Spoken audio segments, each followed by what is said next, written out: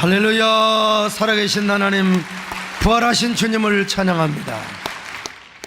일제시대에 유명한 스님이 있었어요. 효봉 스님이라고. 이분은 원래 유명한 판사였습니다. 그런데 그가 무고한 사람에게 사형 선고를 내렸습니다.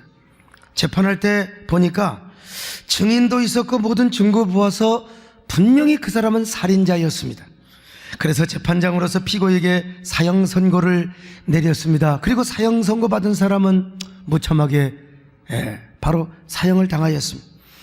그런데 세월이 지나서 진범이 잡힌 겁니다. 그러니까 무고한 사람이 정말 억울하게 죽은 것이죠. 그때 재판 그 현장이 기억나는데 얼마나 피고가 억울하다고 몸부림치며 발버둥치며 판사님에게 액을 복걸하는 그런 그 장면이 주마등처럼 떠올랐습니다. 존경하는 판사님, 저는 사람을 죽이지 않았습니다. 억울합니다. 제발 저의 억울함을 풀어주십시오. 저의 무죄를 밝혀주십시오. 판사님, 저는 사람을 안 죽였습니다. 이게 엉엉 울면서 몸부림쳤던 그 모습이 주마등처럼 스쳐가요. 그러나 그는 법리대로 증거에 맞추어서 그에게 사형 선고를 내릴 수밖에 없었던 것입니다. 그런데 지내놓고 보니까 진범이 잡혔어요. 결국 오판을 했던 것이죠. 얼마나 그가 사형 집행을 당할 때 억울하게 죽었을까? 얼마나 나를 원망하며 온몸을 부르르 떨며 죽었을까? 그러니 그는 판사로서 양심의 가책을 받았습니다. 그래서 법복을 벗어버렸습니다. 전국 삿갓을 쓰고 다니며 엿장소 노릇을 하였습니다. 그렇다고 해서 양심의 가책과 죄책감이 이게 사라지는 것은 아니었어요. 그래서 결국 엿장소를 때려치우고 머리를 깎고 절에 들어가서 승려가 된 것입니다. 그는 남은 여생 참회를 하고 득도를 하기 위해서 몸부림을 다했습니다. 그렇게 해서 그는 당대의 최고의 큰 스님이 되셨습니다. 그런데 그가 죽을 때 어떻게 죽은 줄 아십니까? 많은 사람들 앞에서 숨을 거두면서 이렇게 죽은 거예요. 모든 것이 무로다. 없을 무자입니다. 모든 것이 무야. 그리고 숨을 내쉬며 푹 하고 돌아가셨어요. 그렇게 참여하고 수행을 하며 참선의 길을 갔지만 죽음 앞에서는 인생이 너무 허무하더라는 것입니다. 결국 무로 돌아간다는 거예요. 인생이 너무나 속절이 없네요. 결국 인생은 죽음으로 끝나는 게 우리 인생이기 때문에 그런 말을 하고 죽었던 것입니다. 효봉 스님이 마지막 남긴 이 허무의 말 한마디 때문에 상처받은 사람이 있어요. 젊은 날 승려가 되겠다고 진리가 있을 것이라고 절에 들어갔던 바로 그 젊은이가 이렇게 스님이 돌아가실 때 뭐라고 한다니, 그래서 뛰쳐나와 목사가 된 분이 있습니다. 그분이 바로 누굽니까? 그 유명한 두레마을을 창시했던 김진홍 목사님이라고 하는 분입니다. 여러분, 효봉 스님이 아니었더라면 그분은 틀림없이 대스님이 되셨을 것입니다. 다행히 목사님이 되셔서 참 감사합니다만은, 여러분 그렇습니다. 효봉 스님뿐만 아니라 모든 인생이 다 죽음으로 끝나는 거예요. 그때요, 해결의 말을 빌리지 않더라도 인생은 죽기 위해 태어났고 죽기 위해서 살고 있는 것처럼 보입니다. 하이데크의 말대로 모든 인생은 죽음이라고 하는 종착역으로 전력 질주하는 게, 이게 바로 우리 인생이라는 것입니다. 그래서 모든 인류는 죽음 앞에 다 백기를 들고 무릎을 꿇었습니다. 세상의 어떤 영웅과 호걸도 죽음 앞에서는 패자가 되고 굴복자가 되었던 거예요. 어떤 사람은요, 죽음을 이기려고 노력해봤지만 천만의 말씀이요, 죽음을 이기려고 하다가 죽음의 원수 앞에서 눈물을 흘리며 비굴한 굴복자가 되었던 것입니다. 무릎을 꿇었어요. 심지어는 영웅 호걸이요, 어떠한 종교의 교주도 죽음 앞에서는 패자가 되었습니다. 어느 누구도 죽음을 이긴 사람이 없단 말입니다. 그러고 보면 우리 인생이 얼마나 속절없고 얼마나 허무한지를 몰라요. 얼마나 우리 인생이 참 허무한가. 제가 몇 년마다 부활절이 되면 단골로 등장하는 저만의 스토리가 있어요. 어린 시절 사람이 죽으면 상여를 메고 갈 때 제가 공포를 들고 갔다고 했잖아요. 엊그저께까지 멀쩡히 살아있던 분이 죽어서 꽃상여를 타고 딱 안방을 나간단 말입니다. 그때 첫마디 망가소리가 뭔 줄 아십니까? 그 망가소리는요, 가네 가네 나는 가네, 정든 집을 두고 나는 가네, 어이노 어이 가리 어이노. 여러분들이 하도 많이 들어서 지금 그렇지만 딴 데 가서 하면 거의 기절 수준입니다, 여러분. 어젯밤에는 안방에서 잠깐만, 오늘 저녁은 풍망산천, 어이노 어이노. 오늘 이렇게 종을 쳐도 눈을 지그시 감고 계신 분은 저녁에 요단강 건너갈 확률이 매우 동한 사람입니다. 촌말로 할 때 눈 떠요. 저는 그때 상이 앞에서 공포를 둔 대가로 200원, 부잣집에서는 200원 그리고 300 조각을 받았어요. 그것을 가지고 집으로 가면 저희 어머니가 아파 누워서 자리를 잡고 계신 분이요, 세상에 그 공포 조각 하나와 200원 그 모습을 보면 어머니가 빨딱 일어나신 거예요. 저희 어머니요, 점장이가 50을 넘기지 못한다고 하는 어머니가 세상에 87세까지 사셨어요. 제가 돌아가실 때마다 200원과 공포 조각 갖다 드리면서 어머니를 살려드렸던 것입니다. 그런데 엊그제가, 세상에 그런 때가 엊그제 같은데 저도 여러분 50대 목사가 되었습니다. 세월이 세상에 이렇게 빨라. 이러다가 언젠가 죽음을 보게 될 겁니다. 제가 한 번은요, 생체 나이를 검사해 본 적이 있어요. 병원에 그런 거 있는지도 몰랐어요. 그걸 해주더라고요. 제가 좀 건강관리를 잘못 관리해가지고 내 나이보다 몇 년이나 더 나이 먹게 나오더라고요. 세상에 남성 호르몬은 우리 김문기 장로님보다 적어요. 김문기 장로님이 지금 내일모레 70이지만 저보다 훨씬 남성 호르몬이 많다는 걸 아셔야 돼요. 다행히 제가 성장 호르몬이 많아서 이렇게 액티브하게 활동을 하고 있습니다만은, 근데 그 생체 나이 분석에 의하면은 제 수명을 80살로 예측을 하는데 제 남은 수명이 27년 남았습니다. 그게 정확하다면요, 어린 시절 상여 나가던 날 300조각과 돈 200원을 어머니에게 갖다 드렸던 때가 엊그제 같은데, 이제 제 인생도 여러분 27년 차례야 30년 남았단 말입니다. 그런데 그날 저녁에 돌아와서 라디오를 켜면요, 무슨 노래가 나온 줄 아십니까? 최희준의 하숙생이라는 노래가 나왔어요. 인생은 나그네 길, 어디서 왔다가 어디로 가는가, 구름이 흘러가도 떠돌다 가는 길에 청일랑 두지 말자, 미련일랑 두지 말자. 참 인생 너무 속절없어요 말이죠.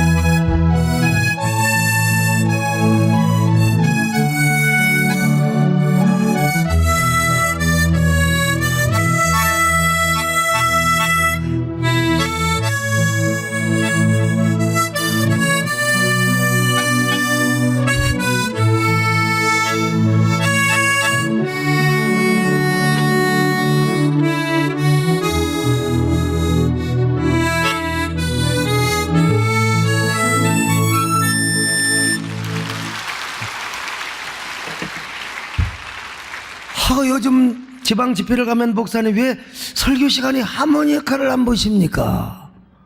그런 얘기를 들어서. 그런데 여러분, 인생이 이런 거라면 우리는 하숙생입니다. 우리가 이렇게 살다가 죽는다면 우리 인생은 참으로 공허합니다. 예수 믿는 사람은 더 허무하고 불쌍한 사람입니다. 아니, 불쌍한 걸 넘어서 억울한 사람들입니다. 오늘같이 좋은 봄날 산에 가기 참 좋은 날입니다. 여러분, 주일날이라고 오늘 부활주일날 여러분들 산에도 못 가고 교회 와서 예배드리고 있으니 세상적으로 보면 부활이 없고 이 생으로만 산다면 우리는 참 불쌍하고 억울한 사람입니다. 그래서 성경을 이뤄간 사도 바울 역시 이렇게 말씀했잖아요. 만약에 그리스도인들에게 부활이 없고 이생뿐이라면 우리같이 불쌍한 사람이 어디가 있단 말이냐. 고린도전서 15장 19절이에요 시작. 만일 그리스도 안에서 우리가 바라는 것이 다만 이생의 삶뿐이면 모든 삶 가운데 우리가 더욱 불쌍한 자이리라. 사도 바울은 주일하느라 스스로 고자가 됐습니다. 장가도 안 갔어요. 자식이 있습니까? 아내가 있습니까? 가족이 있습니까? 평생 이곳저곳을 복음 전하고 다니다가 핍박당하다가 여러분 죽었어요. 그러니 얼마나 불쌍하고 억울한 사람입니까? 그 사람은 사도 바울은 난을 키워보거나 애완동물을 키워본 적이 없어 이 세상에 어떤 것에도 애착을 가져본 적이 없었습니다. 그러니 부활이 없고 영생이 없다면 사도 바울 같은 사람 얼마나 불쌍하고 억울한 사람입니까? 여기 소목사도 마찬가지요. 도대체 내 사생활이 거의 없어요. 그냥 사명 따라 눈꽃 들 새 없이 바쁘다 보면 아이고 또 주일 닥쳐와요. 금방 왜 이렇게 가난한 집 제사들 어디 수요일날이 금방 오는지 몰라요. 아이고 철학에도 금방 와요. 이거 철학에도 이번 주도 열심히 하고 여러분 능력 있게 말씀 전해야지요. 아이고 주일 금방 돌아오지요. 아이고 월요일날 아이고 근데 또 금방 또 수요일 돌아와 버려. 그냥 금방 또 철학에도 돌아오고 이렇게 다람쥐 쳇바퀴 언제나 사명 따라 살다 보니 이렇게 살다가 30년 내에 살다가 죽을 거요. 그러면 이렇게 인생이 끝난다면 부활이 없고 이생뿐이라면 여기 소목사 얼마나 불쌍한 사람입니까? 얼마나 허무하고 헛되겠습니까? 여러분도 마찬가지요. 오늘 여러분들이 왜 이 자리에 오셨습니까? 부활이 없다면 가랑비 맞으면서 여러분 골프 치는 재미가 나는 쳐보지는 않았지만 얼마나 재미가 있어요. 차라리 세상 사람처럼 즐기고 죄짓고 찰나의 죄악의 쾌락을 누리고 산다면 불쌍하기라도 안 하지요.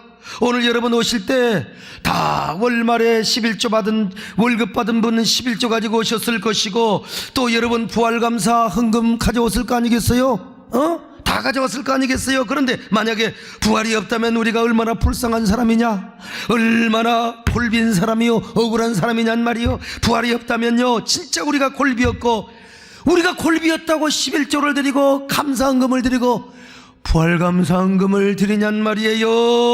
우리가 이렇게 죽을 똥살똥 하나님 앞에 충성하고 교회에 헌신하는 거 여러분 부활이 있기 때문에 그런 것입니다. 할렐루야. 천국이기 때문에 그런 것입니다.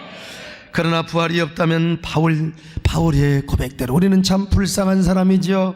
더구나 부활이 없다면 바울은 거짓 증인이요 사기꾼이 될 것이라고 고백하고 있어요. 자, 15장 14절을 같이 봅니다. 시작. 그리스도께서 만일 다시 살아나지 못하셨으면 우리가 전파하는 것도 헛것이요 또 너희 믿음도 헛것이요. 헛것이니까 뭐요? 사기꾼이죠.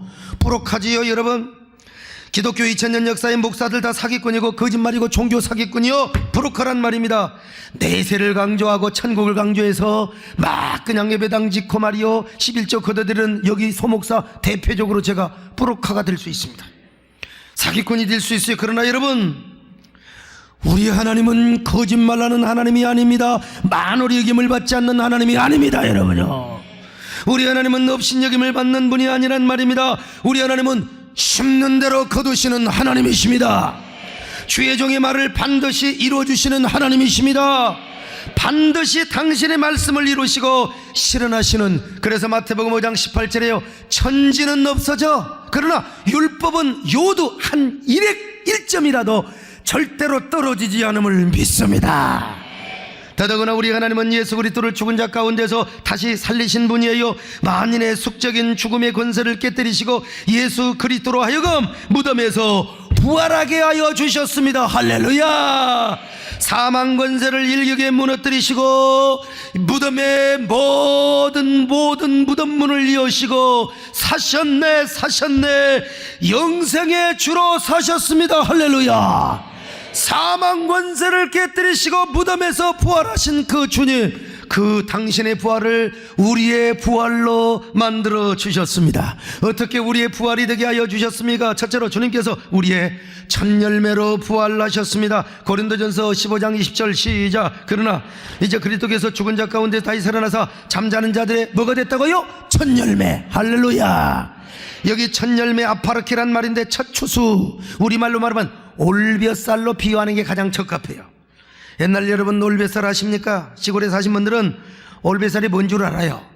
벼를 심어놨는데 이게 유달리 먼저 자란 놈이 있어요. 모가지가 팍 나와가지고 먼저 영글영글 익어가지고 고개 팍 숙이고 있네. 이런 놈들을 가서 먼저 저 논두렁을 다니면서 나락을 훑어, 벼모가지를 훑어요. 어린 시절에 하도 훑어가지고 손이 그냥 다 갈라졌어요. 그냥 참 우리는 이렇게 자랐습니다. 여러분, 그걸 훑어가지고 양식이 다 떨어질 때 그것을 먹는 걸 올벼살이라고 하는 것입니다. 그러니까 올벼살 추수는 온 들녘에 있는 나중의 추수를 예주하고 보장해 주는 것입니다. 올벼살만 훑어먹으면 나머지 모든 표판에 모든 나락, 이 촌놈이라 나락이라고 하네요. 모든 표를 다 추수할 수 있는 보장을 해준다 이겁니다. 여러분, 마찬가지로 예수 그리스도가 올벼살처럼 우리의 첫 열매로 부활해 주셨습니다. 그러니까 첫 열매 되신 예수 그리스도의 부활은 나중 열매 되는 오늘 우리 모든 예수 믿는 사람들의 부활을 보장해 주는 것입니다. 할렐루야. 그러니 우리는 반드시 부활하게 되어 있습니다. 우리는 부활하게 되어 있어요. 옆 사람 모시고 인사 좀 하세요. 우리는 다 부활하게 되어 있습니다. 한 번 더 하세요. 땅속에서 잠자기는 틀렸습니다. 할렐루야. 두 번째로, 그분은 개인적으로 부활하는 것이 아니라 하나님의 백성을 대표로 한 언약적인 부활을 하신 거예요. 언약적인 부활요. 여러분요, 예수 그리스도의 부활을 통하여 하나님께서 우리에게도 부활의 언약을 체결해 주셨어요. 이 사실을 사도 바울은 그의 서신을 통하여 잘 설명해 주고 있습니다. 고린도후서 1장 22절입니다. 시작. 그가 또한 우리에게 인치시고 보증으로 우리 마음에 성령을 주셨느니라. 5장 5절입니다. 시작. 곧 이것을 우리에게 이루게 하시고 보증으로 성령을 우리에게 주신 이는 무요 하나님이시니라. 할렐루야. 보십시오. 하나님은 우리의 부활을 보증해 주셨다. 우리의 부활을 보증해 주셨어요. 여기 보증이란 말이 헬라어로 아라본이란 말입니다. 이게 무슨 말이냐? 철저하게 상업용어요, 철저하게 계약용어입니다. 보증금이란 말입니다. 하나님이 우리에게 성령을 보내주셨는데 그냥 보내주신 것이 아니요, 보증금으로 보내주셨습니다. 성령이 오셨네, 성령이 오셨네, 내 주에 보내신 성령이 오셨네. 근데 그 성령은 그냥 오시지 않고 보증금으로 오셨다 이 말입니다. 할렐루야. 여러분, 저 이스라엘에서는 우리는 보통 계약금이라고 하지만 바로 그분들은 보증금, 우리도 보증금이라는 말이 또 있습니다. 영어로 디파짓이라고 하는데 가령 5천만 원의 월세 80만 원, 이 5천만 원 낸 걸 뭐라고 하느냐, 바로 보증금이라고 하는 거요. 계약금이라고도 말할 수 있고요. 그런 것처럼 하나님께서 우리에게 성령을 부활 보증금으로 우리 안에 주셨습니다. 그러므로 우리가 무슨 일이 있어도 성령이 우리 안에 보증금으로 계셨던 한, 내주하는 한, 여러분 반드시 우리는 부활하게 되어 있는 거예요. 부활의 보증금을 주신 하나님은 당신의 언약을 반드시 지켜주신다니까요. 특별히 사도 바울은 부활 보증금을 이야기하기 전에 우리 몸을 장막으로 비유를 하셨습니다. 사도 바울은 장막 치는 기술을 가지고 있었어요. 그래서 누가 사례비를 주지 않으니까 개척교회 하면서 장막을 치면서 그거 장막 쳐가지고 돈 벌어서 복음을 전했다니까요. 그래서 그는 우리의 육체를 장막으로 비유를 했단 말입니다. 아무리 잘 만든 장막이랄지라도 언젠가 허물어지듯이 우리의 육체도 언젠가 허물어질 때가 있다는 것입니다. 자, 고린도후서 5장 1절 같이 봅니다. 시작. 만일 땅에 있는 우리의 장막집이 무너지면 무너져요. 우리의 장막집은 육체를 말하는 거예요. 여러분요, 우리의 손으로 짓는 집이 아닙니다. 저 하나님께서 친히 지은 집이요, 이 땅에 있는 집이 아니란 말이요, 하늘나라에 있는 영원한 집임을 믿습니다. 썩은 송장, 무너진 육체 안에 우리 영혼이 살 수 없어요. 돌아갈 내 고향 하늘나라, 그래서 영원한 집으로 가는데 그것으로 이사를 가요. 자, 고린도후서 5장 1절로 2절입니다. 시작. 만일 땅에 있는 우리의 장막집이 무너지면 하나님께서 지으신 집 곧 손으로 지은 것이 아니요 하늘에 있는 영원한 집이 우리에게 있는 줄 아느니라. 참으로 우리가 여기서 탄식하며 하늘로부터 오는 우리의 처소로 덧입기를 간절히 사모하노라. 이제 하늘나라로 이사갑니다. 그리고 무너진 장막은 어디로 가요? 흙으로 갑니다. 흙으로부터 온 인생, 매장을 하든 화장을 어떻든 흙으로 가는 것입니다. 자, 그러면 그 육신은 어떻게 될까요? 영혼만 하나님 앞에 갑니까? 아니요. 우리 육체도 반드시 구원을 받습니다. 우리 기독교의 구원은 뭐냐? 전인구원입니다. 전인구원이요. 그것이 무엇이냐? 육체의 부활 사건입니다. 그래서 언젠가 주님께서 다시 오시는 그날 하늘나라에 있던 우리 영혼을 데리고 오는 거예요, 주님께서. 그리고 우리 육체를, 잠자고 있는 육체를 일어나게 하는 거예요. 그래서 다시 육체와 영혼이 결합이 되어서 전인적인 부활, 전인적인 구원을 얻게 하는 거예요. 이야, 기가 막힌 복음입니다. 데살로니가전서 4장 16절이요. 시작. 주께서 호령과 천사장의 소리와 하나님의 나팔 소리로 하늘로부터 강림하시리니 그리스도 안에서 죽은 자들이 먼저 일어나고. 여러분, 죽은 자들이 일어납니다. 그리고요, 이제 영혼과 육체가 하나 되어서 죽음도 고통도 저주도 없는 하나님 나라에서 영원히 살아가게 되는 거요. 길이 살겠네, 나 길이 살겠네, 저 생명시내가에 살겠네, 길에 살겠네, 나 길이 살겠네, 시내가에 살겠네. 데살로니가전서 4장 17절이요. 시작. 그 위에 살아남은 자들도 그들과 함께 구름 속으로 끌어올려 공중에서 주를 영접하게 하시려니 그리하여 우리가 항상 주와 함께 있으리라. 할렐루야.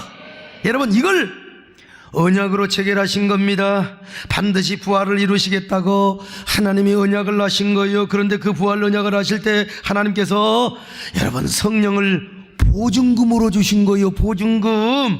우리식으로 말하면 계약금으로 주신 것입니다. 우리도 계약금을 주면 나중에 중도금과 완불금을 주지 않습니까, 여러분? 그러잖아요. 우리도 그러는데 하물며 하나님께서 완불금을 주시는 거요. 하나님이요. 그 완불금은 언제 주시느냐? 주님이 다시 오시는 그날.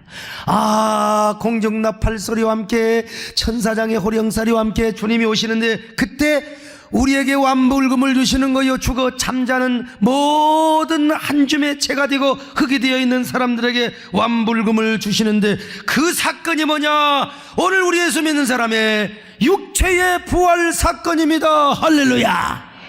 여러분, 그러므로 우리는 반드시 부활할 사람입니다. 예수 그리스도를 구주로 믿는 사람은 반드시 부활의 주인공이 된다는 거예요. 그렇기 때문에 우리는 부활의 확신을 가지고 살아요. 여러분, 그 부활의 확신을 가지고 살아갈 때 우리에게 뭐가 있어요? 부활의 소망이 넘치게 되는 거예요. 우리는 죽어도 다시 살리라. 우리 김원기 장로님 기도하신 대로요, 나는 부활이요 생명이니 나를 믿는 자는 죽어도 살리라.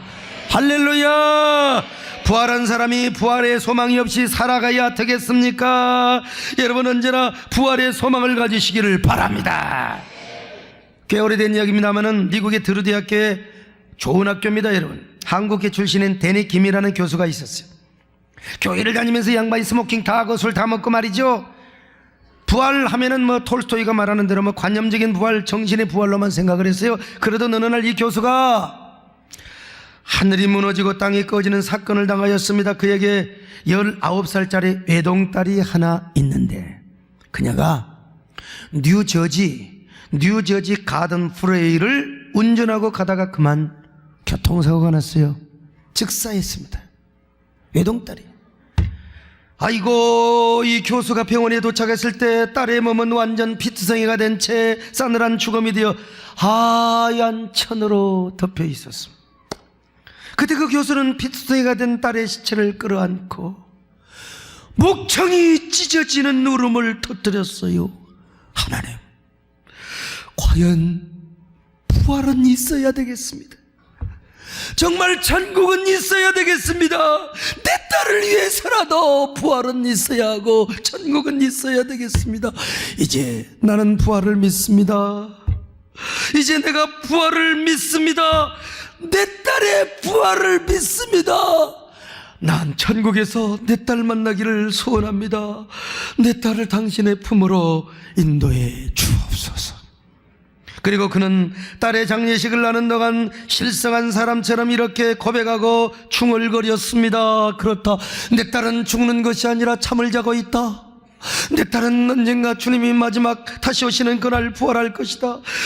나와 함께 천국에서 만날 것이다. 그부터 신앙이 완전히 바뀌었어요. 그토록 주지적이고 이지적이었던 신앙이 완전히 부활 소망으로 바뀌었습니다. 그런 신앙을 가지고 많은 교회를 다니면서 간증을 하였습니다. 그렇습니다. 여러분, 우리 예수 믿는 사람은 부활 소망을 가져야 됩니다. 부활의 영광을 사모해야 합니다. 우리의 소원은 부활, 꿈에도 소원은 부활. 여러분, 뭐 용서해 주실 줄로 믿습니다. 여러분, 우리는 소원 통일이지만 부활도 우리의 소원이 되어야 될 줄로 믿습니다. 여러분, 통일과 함께 부활을 소망하시기를 바랍니다. 우리의 소원은 꿈에도 소원은 부활, 이 믿음 다에서 부활이여 오라. 영원 살리는 부, 내 욕심 살리는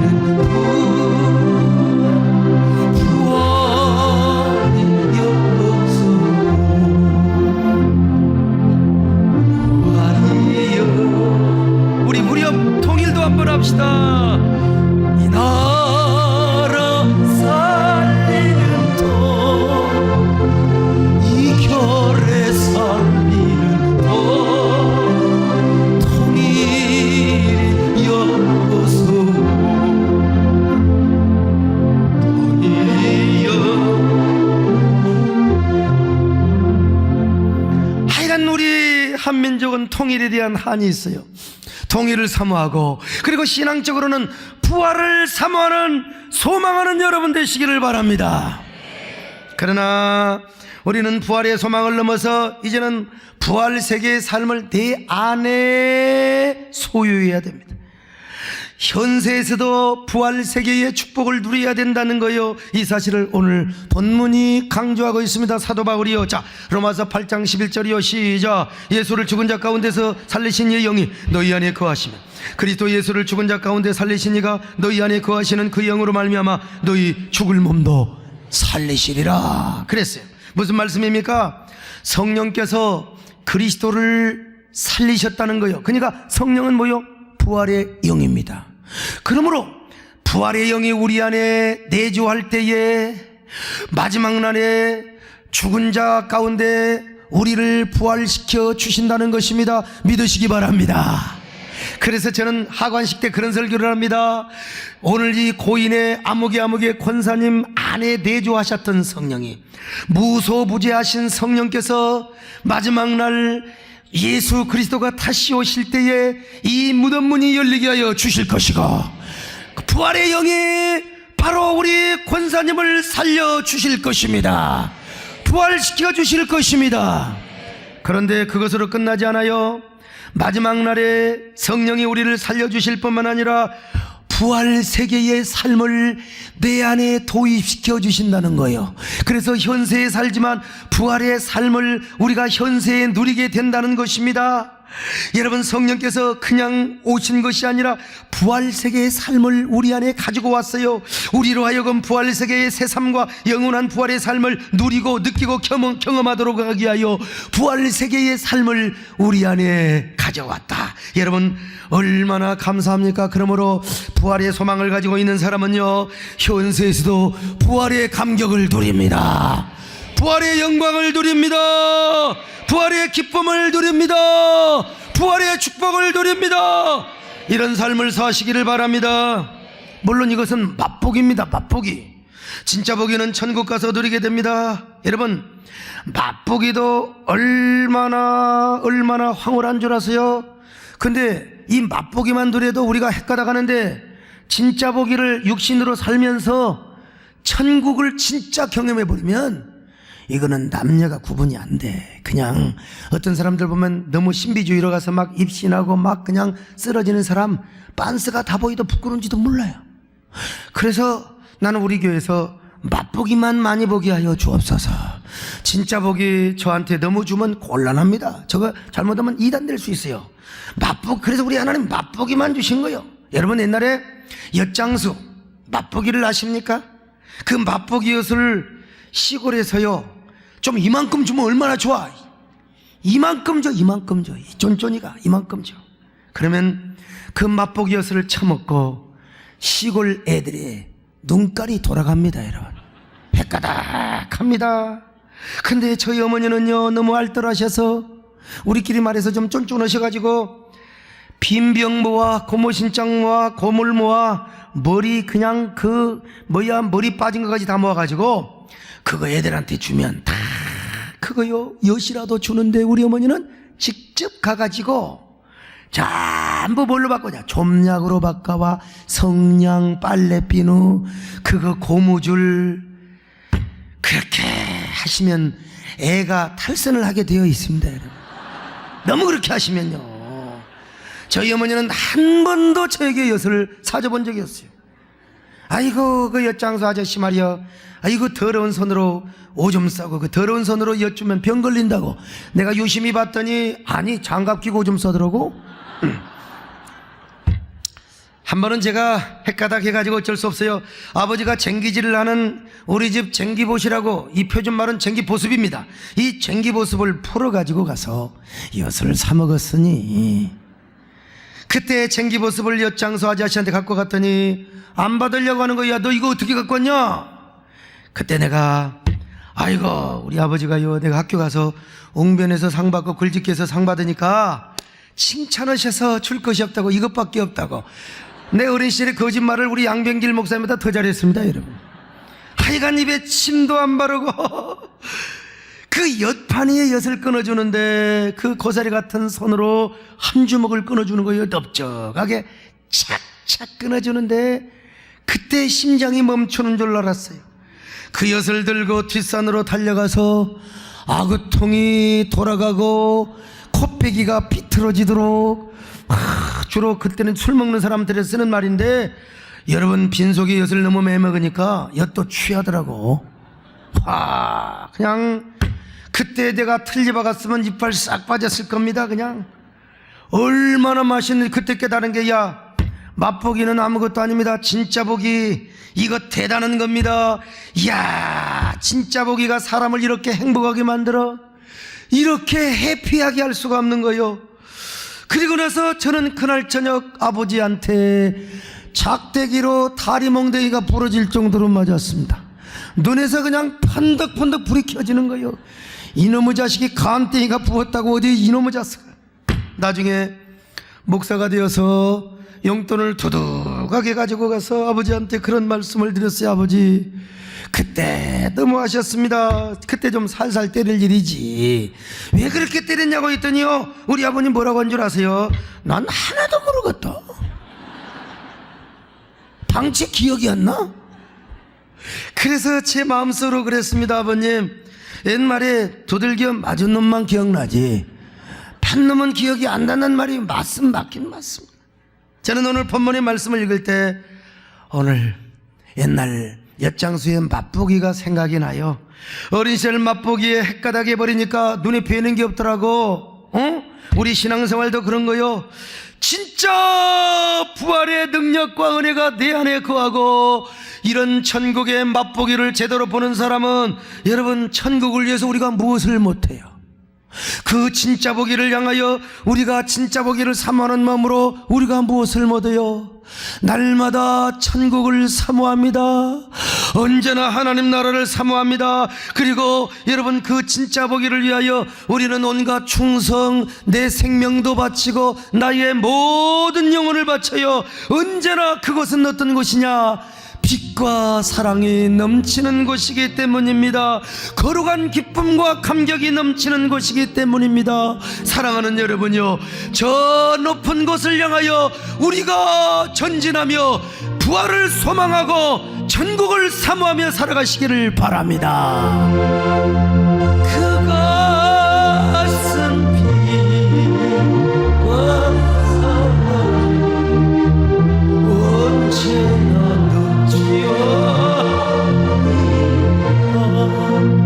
저 높은 곳을 향하여 날마다 나아갑니다. 대특과 정성보다 날마다 기도합니다. 내 주여, 내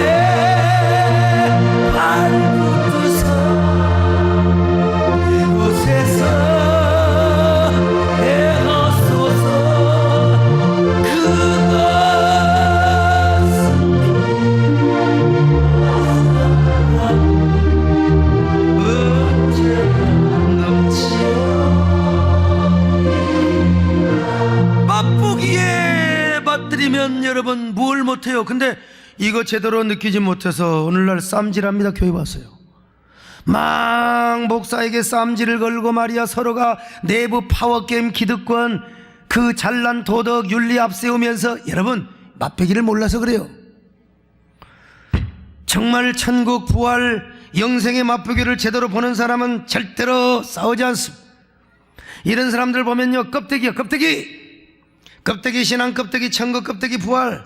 여러분이요, 부활 세계의 능력을 여러분이 경험하시기를 바랍니다. 부활 세계의 축복을 여러분이 누리시기를 바랍니다. 이런 사람은 능력도 소유합니다. 그래서 부활의 은혜와 능력으로 모든 삶의 문제도 해결해 나갑니다. 아니, 이런 사람에게 하나님께서 은혜도 주실 것입니다. 여러분, 축복도 주실 것입니다. 문제가 해결됩니다. 어둠의 권세가 물러갑니다. 언제나 승승장구하게 될 것입니다. 잔인한 4월에 하나님이 잔인한 반전의 축복을 주실 것입니다. 스프링처럼 솟아오르는 생의 축복과 그리고 모든 삶의 축복도 주실 것입니다. 이런 여러분 되시기를 주의 이름으로 축원합니다. 하나님 고맙습니다. 우리 모두 부활의 소망과 확신뿐만 아니라 그 삶을 우리의 현세에서 누리게 하여 주시옵소서. 예수님의 이름으로 기도드리옵나이다. 아멘.